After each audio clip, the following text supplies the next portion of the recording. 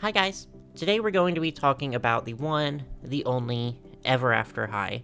I think this is my first dedicated video revolving around Ever After High, actually, which is almost hard to believe because it is one of my favorite doll lines and media franchises. I could literally talk about it for hours, which might happen today, we'll see. But today's video is all about one of the central characters in the franchise, Apple White.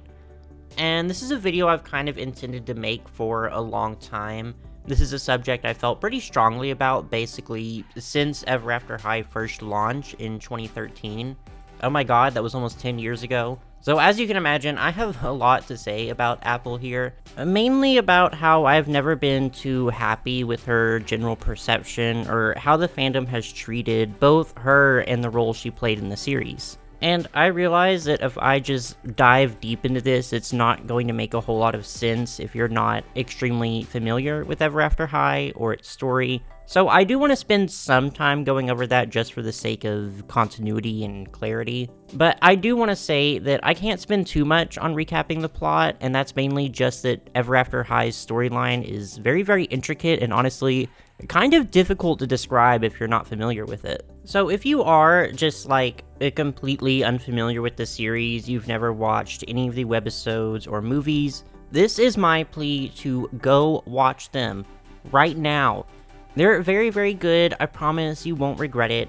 And when you're done, just come back and finish this video. I promise I'll still be here. I can wait. So, Ever After High. It launched in 2013 by toy giant Mattel as a sister series to the wildly popular Monster High. But rather than the characters being children of legendary monsters, they're the children of important figures from fairy tales. Some of the first characters that we meet include the subject of this video, Apple White, daughter of Snow White.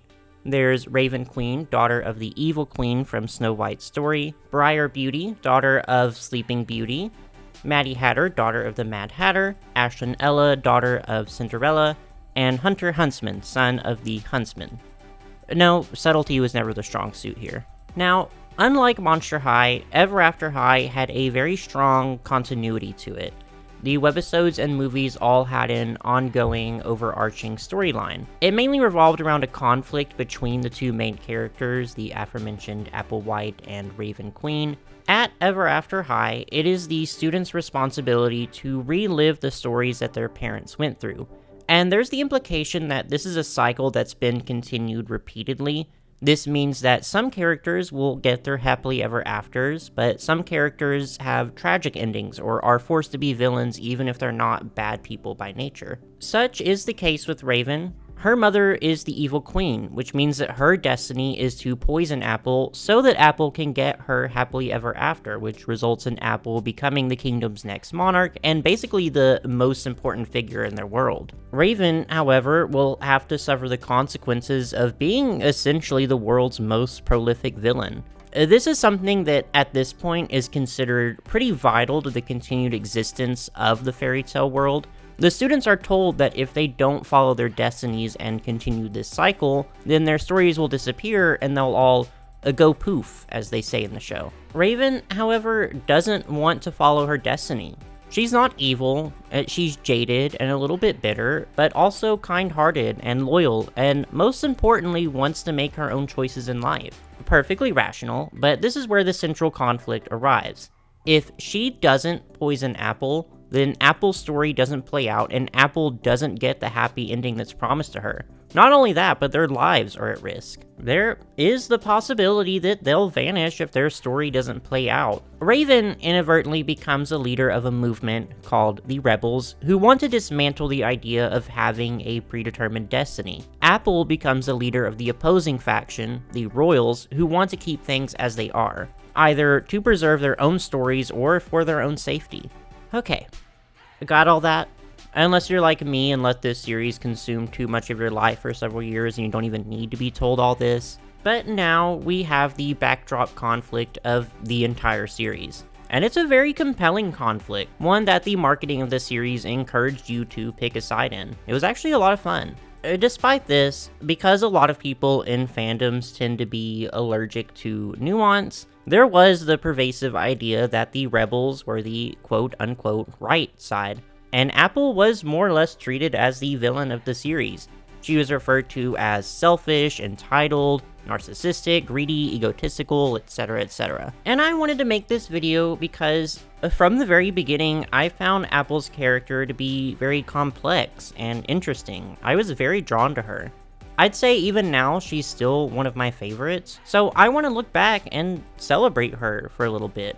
I just feel like by disregarding her side of the conflict and treating her like the villain really does a great disservice not only to her, but to the series as a whole. And there's really going to be 3 big parts to this.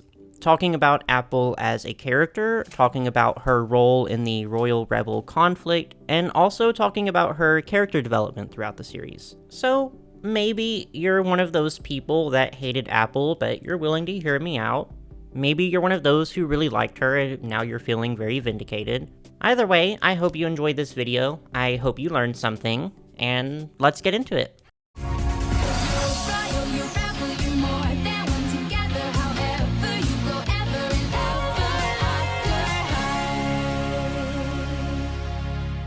So, let's talk about Apple first. Her character, who she is. So, as mentioned, Apple is the daughter of Snow White, who in this world is a monarch figure and central to the most important story. Of all the happily ever afters, Apple's is unquestionably the happiest. She is an extremely beloved figure in the school, thanks not only to her privileged status, but also because she's genuinely a very kind and hardworking person. She puts effort into bettering her community. She's intelligent and diligent, she's a great leader, and she takes being the future queen very seriously. Despite her ideological differences with Raven, she still considers her to be one of her best friends. Apple can be persistent and obnoxious in her attempts to convince Raven to follow her destiny, but she still respects and appreciates Raven. A very defining moment for Apple comes from the movie Thronecoming, when Apple finds herself inadvertently wrapped up in a scheme to trick Raven into following her destiny set up by the headmaster of the school. When she finds out about this, she confronts him and says that Raven needs to make up her own mind, that it's not worth it if her destiny comes from being deceitful. Raven needs to make up her own mind. She doesn't need to be tricked into doing what you think is right. And despite this video's title, this is not a defense of Apple in the sense that I want to ignore her flaws.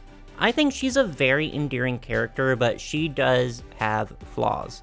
And I think it's these flaws that help make her such a great character, and the fact that the series isn't afraid to show and confront these flaws. Obviously, one big flaw is that Apple is somewhat self-absorbed. She seems both very aware and also unaware of her own privilege, to the point that she willfully ignores the problems that her friends are going to face in their futures.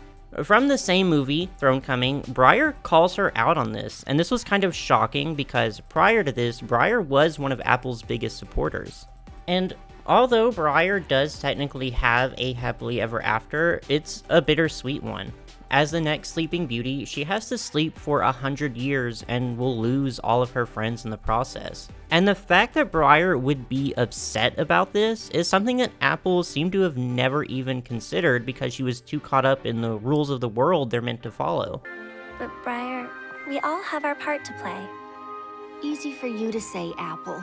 You get poisoned for what, like a week? Apple is also very insistent on order and logic. In Way to Wonderland, we see pretty plainly that Apple has trouble thinking abstractly, which makes a lot of sense, that she would have difficulty even imagining a world that's not ruled so strictly by rules and predetermined destinies that they need to follow.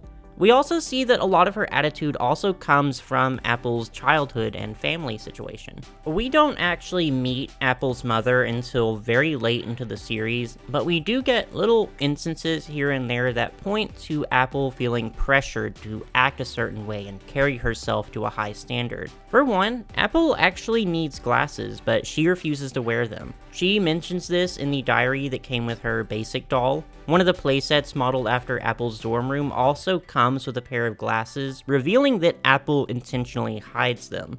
And although it's not definitively stated why, it's heavily implied that she's afraid that wearing glasses or even having imperfect vision would be perceived as a flaw. There's also the issue of Apple's blonde hair, which notably does not match the popular descriptions of Snow White having dark black hair. The main series does not really address this, though I do think it must have been a very deliberate design choice.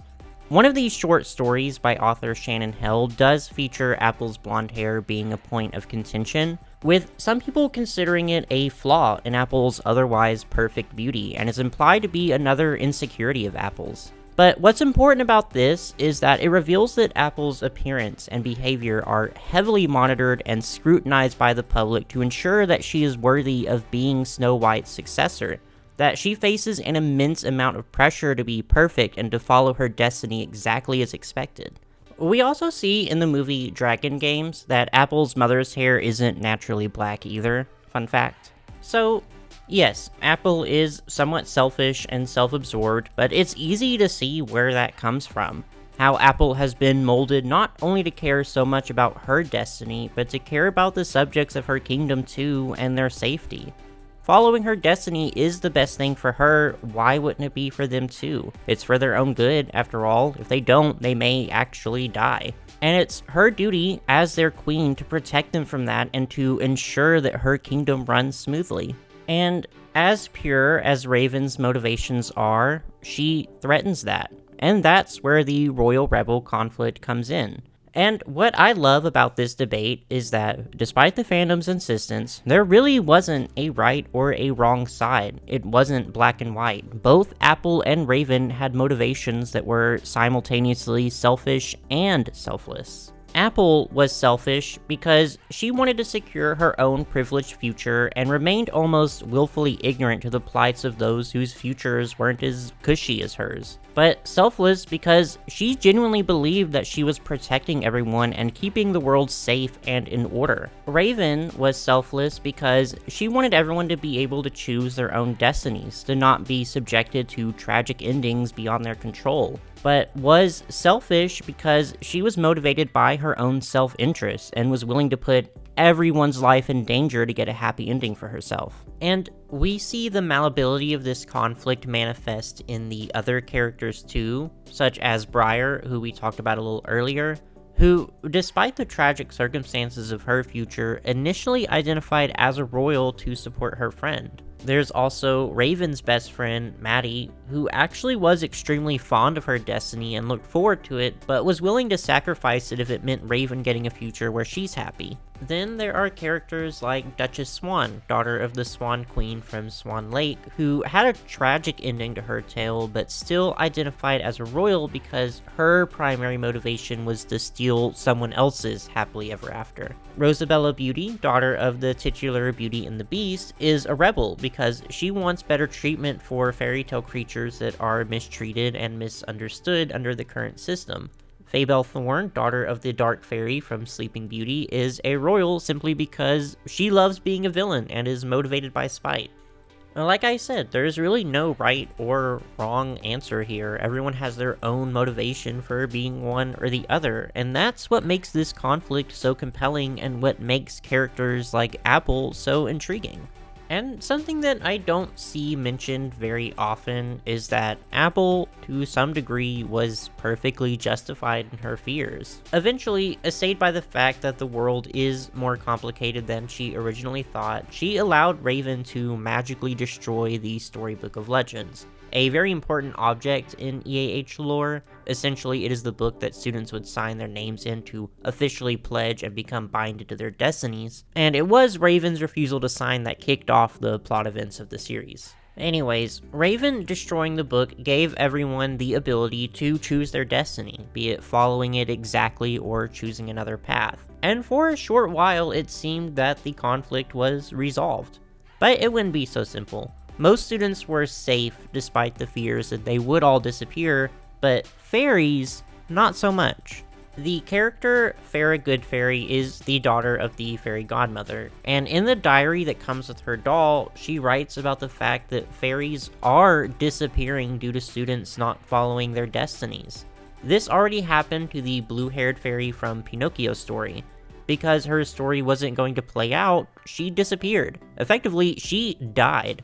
And due to Ashlyn, the future Cinderella, being in love with someone not destined to be her future prince, Farah is at risk of disappearing as well, and she's only able to save herself thanks to fabricating a loophole. So, due to Raven's actions, people are dying. And that's not to say Apple was right, just to say she wasn't entirely wrong. In addition to that, we also see that this newfound freedom isn't satisfying for Apple. She still wants her happily ever after, and in the film Dragon Games, again, she finds herself involved in another scheme to force Raven to follow in her mother's footsteps.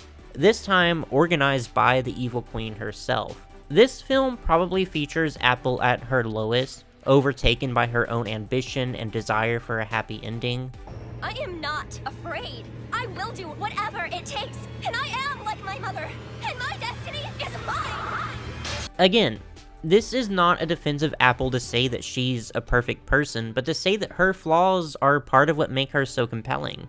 Her reaction in this way is realistic.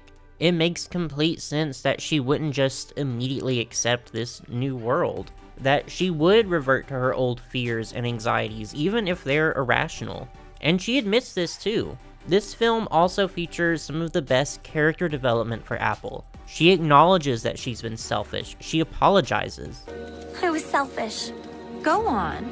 Your mom hasn't changed. I had. And now I want to change again.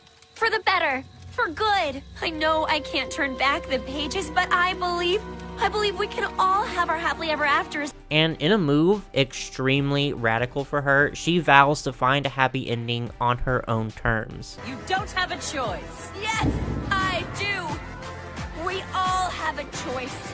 And I'll find my happily ever after some other way. And what's interesting about Apple's development as a character is that the more we learn about her, the more it's implied that this original happy ending she's always been promised isn't even her ideal life.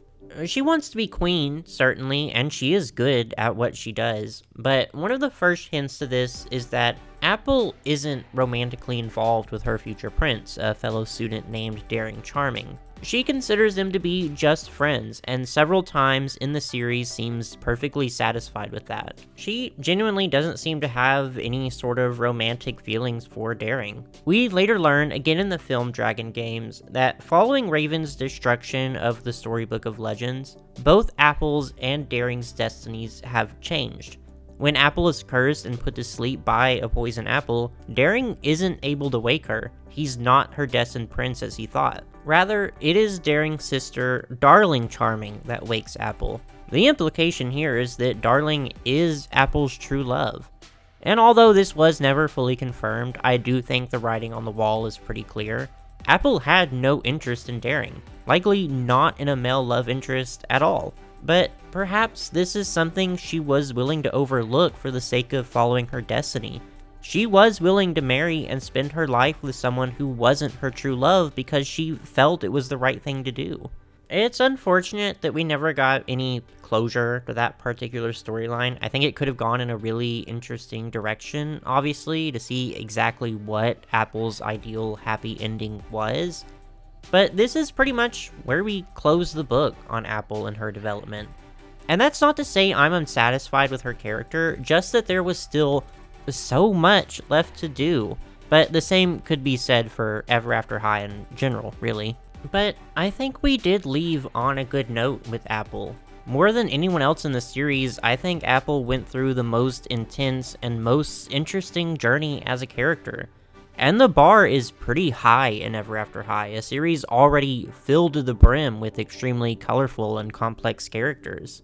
She is a girl pressured by everyone in her life to be perfect, to fit the image of the future promised to her from birth. And rather than resting on her laurels, she spent her life working extremely hard to ensure she's worthy of that. Her future is already secure, so really she could be anything, but she still chooses to be kind, to be gentle, to be hardworking. Yes, she still has flaws. She lets her anxiety and her ambition get the better of herself and has difficulty seeing beyond her own problems. She literally watches the world she thought she knew crumble around her and struggles to cope with it. But she proves that the most important thing to her in the end isn't her happily ever after, it's the happiness of her friends. And she accepts that both she and they can find that happiness on their own terms.